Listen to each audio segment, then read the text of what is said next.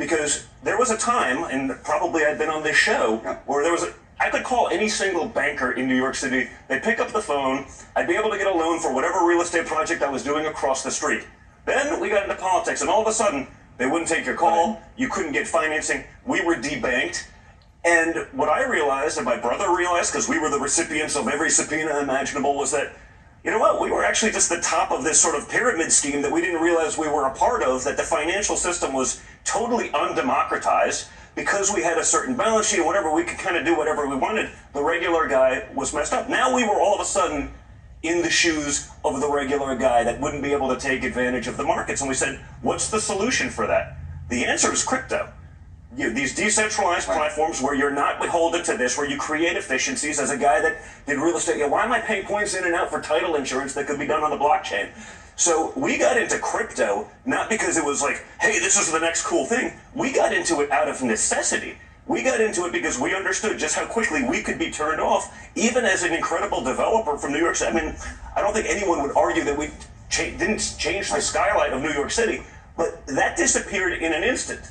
I mean, we're getting sued by New York State AG, $500 million fees for paying back loans on time with interest.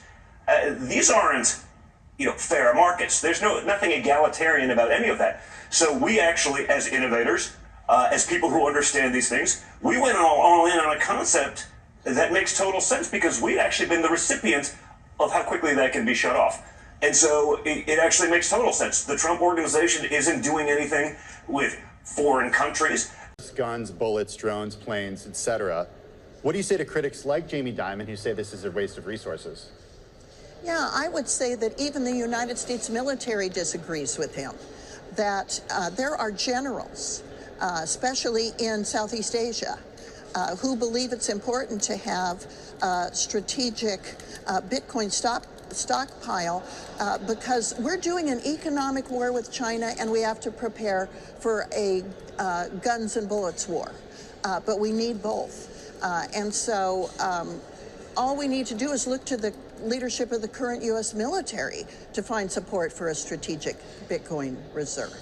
A whole host of different models where companies experiment's not the right word, but launch tokenized equities here in the United States, outside the United States, Europe as well. I was actually in Europe at a conference called EuroFi, which is basically a regulator conference, a bit different than this. All of the regulators there. Is it as fun? Bit different. Not as many lights, right? Not as much orange. Yeah, exactly. And they all wanted to talk about tokenized equities. And so there will be a number of approaches, I think, that will kind of like work in sandboxes in very different parts of the world, approaches that will be very much built on, crypto rails, others that will be maybe more targeted to people outside of specific, Europe or Western world jurisdictions. So I think there's a lot of opportunity out there for this. The broader thing that's going on right now that I see is convergence, right? And so it's a number of different things. Companies, all financial services firms will offer both crypto and traditional financial services products down the road, and the two will, in some instances, kind of blur together.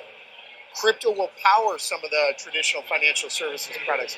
Tokenized equities is a perfect example of that.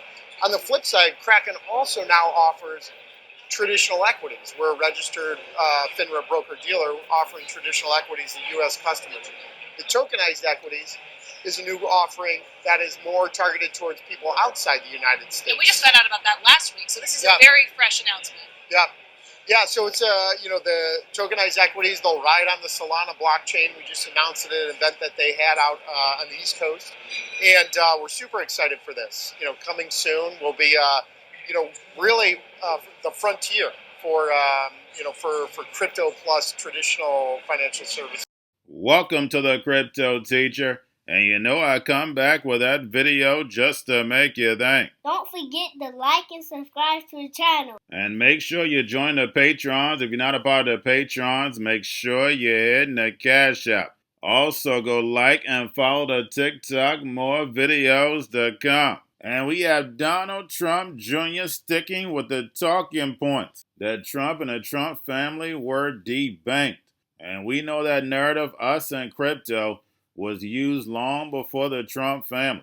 But the Hegelian dialectic has to be played because we know the big banks and big corporations have been funding crypto from the beginning. And we have Senator Loomis on Jamie Dimon. We need Bitcoin, plus we need guns and bullets with the war with China. And yes, they finally are admitting that we're definitely going to war with China. And who said that first and mapped it out? That's right, Anthony Sutton. And I bought you plenty of videos on it. Plus, I wrote about it a long time ago. And if you've been with me from the beginning on this channel, you also know the plan. And remember, the Cryptoteacher tells you. And we have Kraken on tokenized stocks inside and outside the U.S., converging a legacy market with crypto. And basically, everything is going to be tokenized and put on blockchain. Basically, the legacy market is just coming over to the digital asset side to use blockchain. And of course, stablecoins. And remember, the Cryptoteacher tells you. And we have AI, drones, algorithms, and cyber attacks. And that's what the ex-Google CEO warns of. And we know when the drums get to beating, it's no longer physical. Yes, it sounds like a movie, but remember, your life is an illusion and TV is your reality. Plus, we see AI is going to be changing this workforce, and you want to get yourself educated. You don't want to wait for anyone to educate you, your job, nothing. Get yourself educated and then also educate the younger generation. And remember, the Cryptoteacher told you. And we have Soundwaves putting out fires. And guys, that's about 10 years ago. And we know they have plenty of ways of putting out fires. But if you go back in history, that's the MO of the NWO. Just burn it on down. If you have a whole race of people that have no clue of their own history, that lets you know the power of the NWO. And we have the Dutch movie is about to start as we see the government has collapsed. And we have Trump signs an executive order on these 50% tariffs on steel. So again, putting more pressure on economies. And again, these tariffs are all about moving the supply chain. And guys, no one wants this long-term paper. And we have a 30-year auction in about 2 weeks. And nobody wants this long-term paper except the Fed. And then the Fed will force these big banks to buy. And remember, the Cryptoteacher tells you, because you're witnessing the fall of America to Babylon with that United States reserve currency. And when it comes to the NWO, it's all planned out. You have a wonderful day. Imagine a situation where attacks that we cannot even imagine are unleashed by China in an adversarial thing. We have no concept of having a super intelligent opponent where we're not as intelligent as they are. Everyone assumes that it's a battle of missiles and aircraft carriers. That's not correct. It will be a battle of swarms of drones. Those drones will be highly intelligent, highly planned, and they'll do maneuvers that no one can anticipate. We collectively are not ready for that. Imagine a situation where China has invented new algorithms for military attacks and defense that we cannot even conceive of. Remember, I'm discussing a world where humans have a partner that is smarter than the collection of those people. As I said, this will happen in our lifetimes, and it's important that we get there first. If you take a look at Ukraine, Russia right now, you see the future of war. I'm assuming, by the way, that China would start by cyber attacks and so forth. There's evidence that these new systems will be able to come up with zero-day exploits that we cannot foresee. A zero-day exploit is something we've never seen before and we can't anticipate. There's lots of people who were worried that biological attacks can be done. And on average, we can all expect 39% of our skills to become obsolete or need to be transformed by 2030.